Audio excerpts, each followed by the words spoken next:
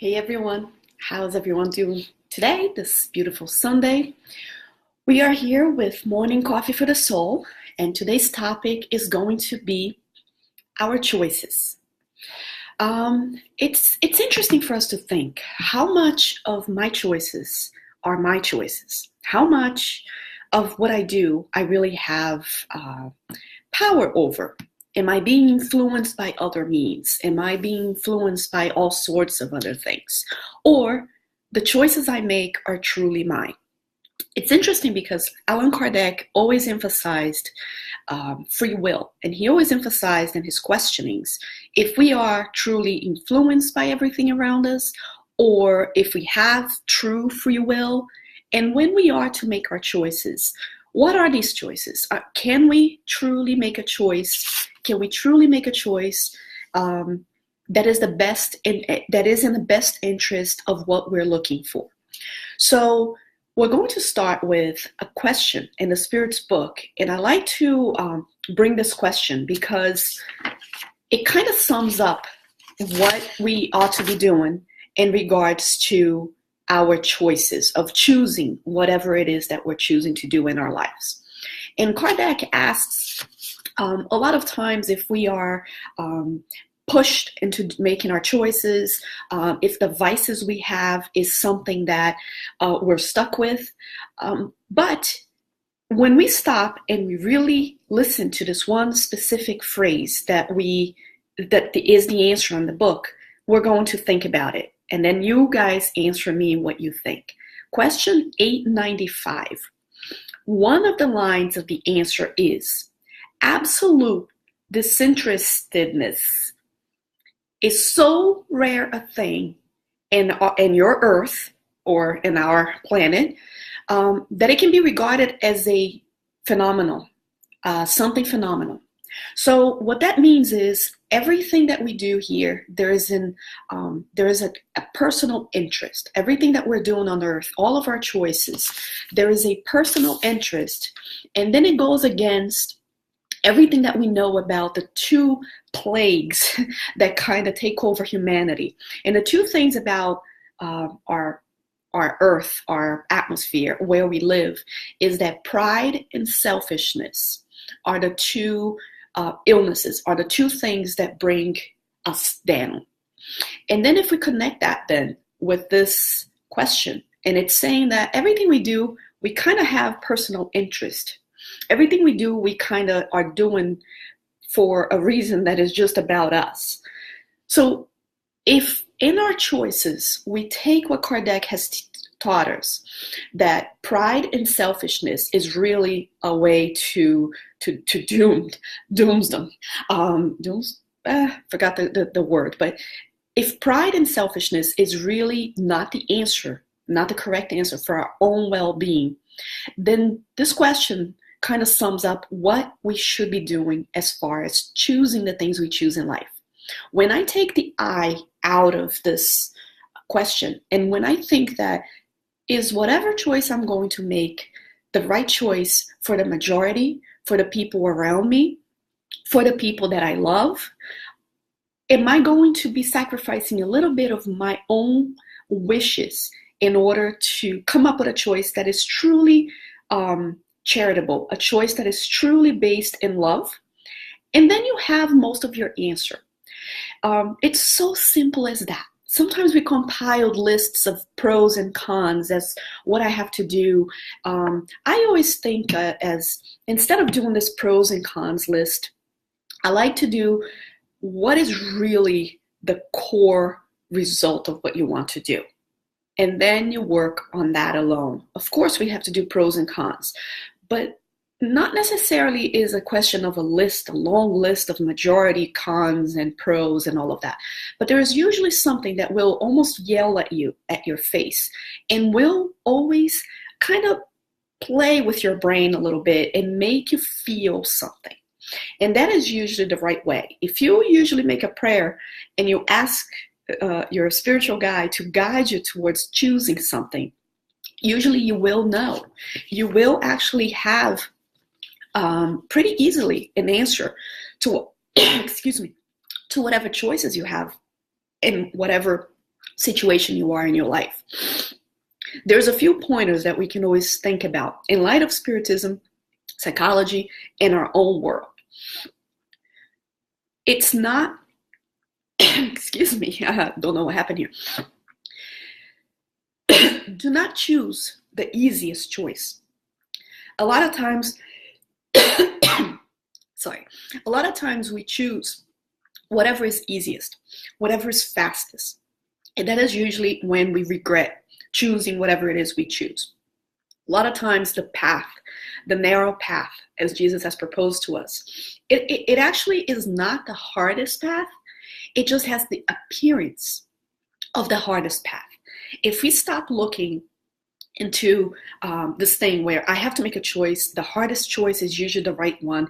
But if we change the hardest to what will bring you more work, then we understand that it's not a matter of easy or hard, but a matter of whatever choice it is that will give you the most amount of work is usually the right choice. Whatever will play with your brain in a level where you will really bring into you and say, is this choice best for all or just for me personally? Now, I'm not saying that we don't have the right to be happy. I'm not saying that we have to really surrender our own being in order to make everyone happy, because that is not going to happen.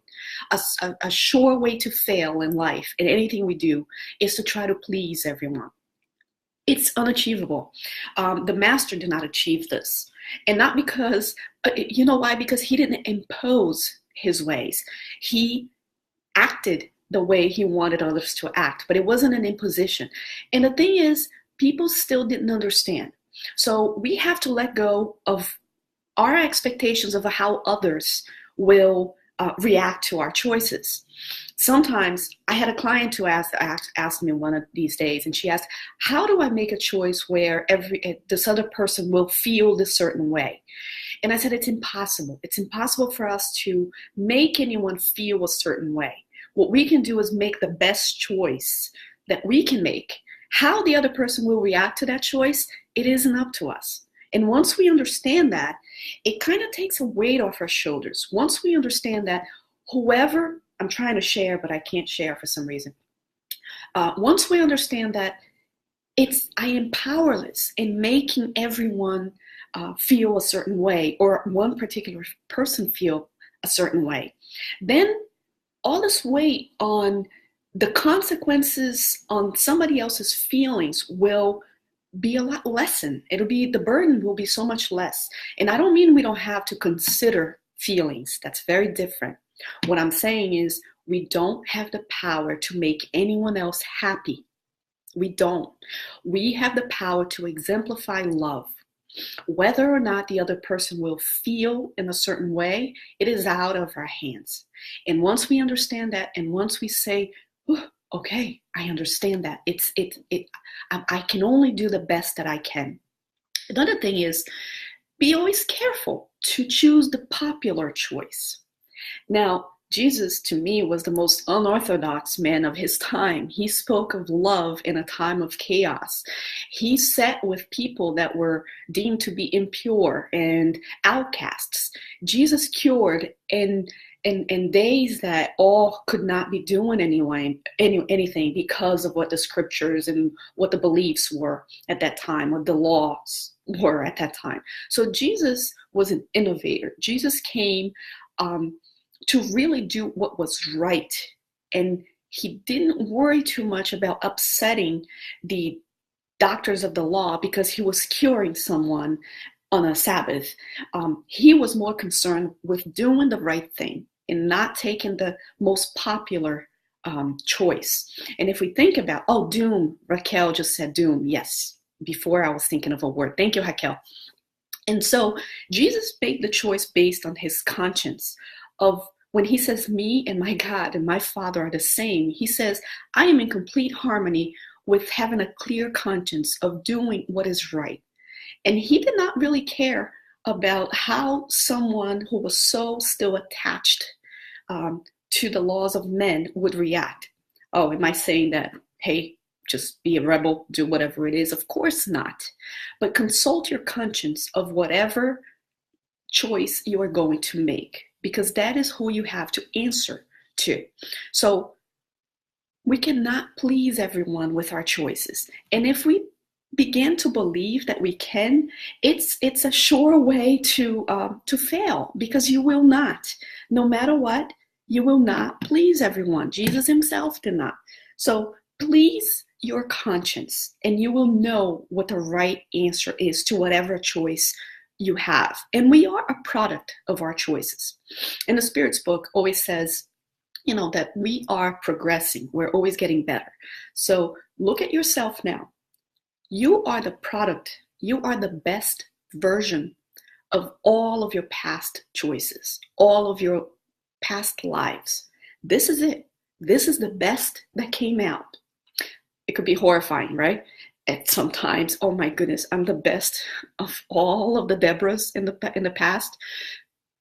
It's okay. We are in a progressive route to perfection. So it's not for us to beat ourselves up and say, oh my goodness, I must have done so many wrong choices. But we also made a lot of right choices. We're here now listening to something that's healthy, listening to something that is not mine, but I actually studied, and I'm just passing on to all of you. So you have made a good choice to begin your Sunday with something that'll make us think.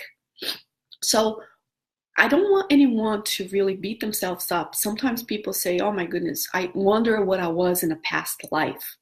Well, look at your inclinations. Look at what you are called to do. Look at your inner self. What attracts you? What are your secrets that you don't want to tell people, you don't want to share? Well, that says a lot of what you still have to work, what those reminiscence of the past that you still are here to work on. So it doesn't matter too much what I was in the past. What matters is what inclinations, and that's what being a spiritist is, to really work on those the morality, those bad inclinations that we know we have, and we all have. This whole thing about being a saint, of being this perfection, it just opens up doors to hypocrisy. Every time that I see someone too saintly, I feel their pain. I actually go into their minds, in my own way, and I say, you poor person, you must suffer so much because you are trying to portray an appearance of sainthood, of all goodness. And in this earth, it's impossible to be that way. So you must go through a lot of pain to maintain a facade. And when we make mistakes and we admit our mistakes and we help others, advising them to not take that route, that is really where I appreciate it. When we say, I've done this wrong and I learned that was the wrong thing, and I'm here to advise you, or I'm here to just tell everyone about what I did and what maybe you should think about it. That to me brings so much knowledge. Instead of having this appearance of, I have always been a saint, I was born spiritist, and I've never sinned, that is not possible. So I am more inclined to listen to people who make choices, even though they're wrong choices, but they're willing to make themselves better, than to believe that they have nothing to teach because all their choices are completely aligned with what Kardec has brought us, because it isn't. So don't be afraid to make mistakes. We all do them. And sometimes a wrong choice is better than no choice at all. Remember this. I have talked to so many, hundreds and hundreds, maybe thousands and thousands of people. And what I notice is when you make no choice and you live life without making choices, usually you will suffer so much more, and you will always wonder what kind of choice you could have made. But those who make choices, the thing is we have to work on thinking if our choice is aligned with our conscience. And when you do, even then you will make mistakes at times. I don't believe in mistakes. I'm just using this word. I just believe in experiences and choices, and there is no mistake. It's just what was available at the time. So you're not making a mistake, but you might make a choice that you might regret down the road. But you know what? It's better to make a choice than that you will regret down the road than not making a choice and living your entire life without trying things. At the end of life, most people regret all of the choices they never made, all of the things they never tried. So you want to be a ballerina. So what? You try, you take a class that's a 3-month class. And if you can't, then you know what? You laughed at yourself. You tried something. You will have stories. But those who say, this is ridiculous, I'm 40 something, I'm not going to be a ballerina. Who cares? Do things to make choices that will please you and is not hurting anyone else. At the end of your life, you will have so many laughters. You will have so many wisdom, because the wise are the ones that have tried, that have put themselves out there, and that have said, I made some mistakes, quote unquote, but you know what? I've learned from them. Now, you have the right to be happy. I'm not saying that selfishness and pride will bring someone unhappiness and that you have to live in this world that you can't do things that makes you personally happy. Because you know what? What makes us truly happy will also make others happy. Remember that. What truly makes you happy, if you consult your conscience, will also make others happy. So there is no disalignment with Kardec, with what Kardec has brought us, that selfishness and pride are really the two illnesses, the two ways to doom our lives. On the contrary, it's very in accord one another.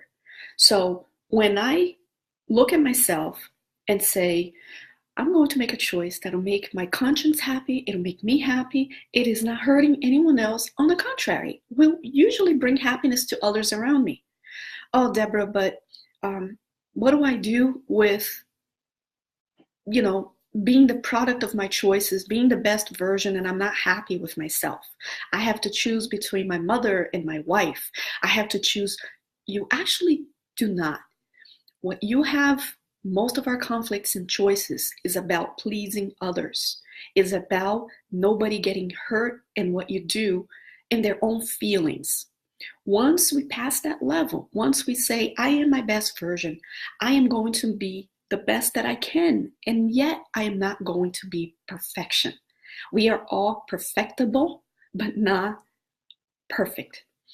Yet we have no control over how others will feel with our choices, but we do have control over, will my choice be the just choice?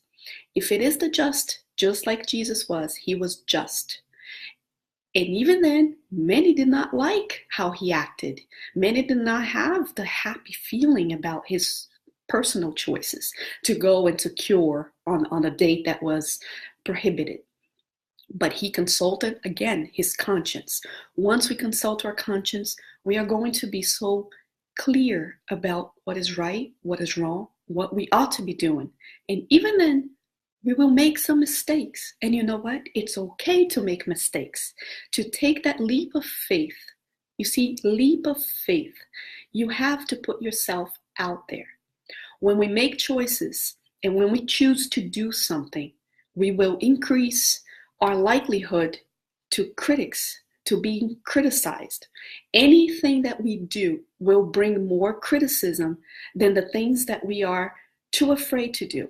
And sometimes we become cowards in our own lives. Things that we just let it go, keep letting it go because we're afraid of what people will say or do. But if it is aligned with the laws of God, how do you see, and that's pride. When I want to please everyone, consult yourself. Most of the time, it is your pride. You don't want to be criticized. Forget about it. Forget about this. I will not be criticized, because this is what a choice is. One will be higher. It'll be more calling upon you than the other. And that's all we have to worry about. Is it aligned with my conscience? And we know what is right and wrong. Deep inside, we know what is right and wrong. And we can go to the Spirit's book. There's an entire chapter about right and about wrong. So Paul of Tarsus, St. Paul, the apostle, he always said that all is permissible, but not everything is beneficial. So you can do anything, but not everything will be good for you. So that is, again, completely aligned with the Spiritist doctrine and a way of living. I can do anything I want. I can say anything I want, but not everything is good. I won't get benefit from doing everything that I can do. Examine your conscience. Again, when people say, what choice should I make? What is the best path? If you really take the time, say a prayer, ask God, your spiritual guide as well, for guidance. If we do this, especially in our sleep, before we go to sleep, we usually will wake up with a little inclination to do one over the other. And that is why a sincere prayer of guidance is perhaps the most important counselor that you will have in life. I would say the most. If you sincerely pray, if you have a choice to make, and you examine, everything is permissible. I can choose this and I can choose that. They're all permissible. However, are they truly good for the person I want to be in 10 years, in 100 years, in 1,000 years? Will that help me be the person I want to be down the road? You will have an answer. And if at the end of the night, at the end of the day, right at night before you go to sleep, you honestly and sincerely make a prayer, and you ask in your sleep perhaps to be taken someplace or to receive the guidance that will really touch your soul, because here there's so much noise. There's so much wrongly guided counsel. So we ask counsel to the best counselor, right? And once we do that, you will wake up with a little inclination. And even then, you consult your conscience and you make your choice. And making a choice is a leap of faith. You actually have to trust that you're making the best choice you have in life. Once you do that, you will feel a lot less of a weight on your shoulders. Again, making the wrong choice sometimes, actually most of the time, is better than not making a choice at all. I'm not saying in short term, I'm saying in the long run. If we sit and we watch all the evils and we watch everything just going by and we make no choice because we're too afraid of choosing, then we are complacent to all of the things that are happening. Making no choice is a choice. So consult yourself. Don't look at magic formulas to picking the best choice, but look at your conscience, and certainly you will have the best advice that one can really listen to. I want to thank you all. If you have any suggestions on topics for next week, just leave it here. We have a few people here with us, and we have Nayli is here. Good morning, saying good morning. Good morning, Nayli. Raquel is here. She's such a lovely person, always here, always on Kardec Radio. Michelle is here too with us, saying hello. Hello, Michelle. And we have, morning from Piracicaba, São Paulo. And we have L.A. Souza. She's here with us too. Ozzy Teixeira. Clade is here with us. Layla is here with us. And Monica Schmidt is here with us as well. Raquel is saying, what an uplifting and empowering message. Thank you for sharing. Thank you for listening. And again, everything here is what I collected from just kind of paying attention to all the good information that are in front of us. Do not take it lightly when I say, read the Spirit's book. What a book. What a lesson. What lessons we will truly inherit from reading this book that will change our lives. Listen to our beloved Kardec and all of the answers that he was able to compile from these superior spirits. Thank you, everyone, for listening to Kardec Radio, and I hope I see you guys next Sunday, 8:30 Eastern Standard Time. Thank you all, and have a lovely Sunday. God bless.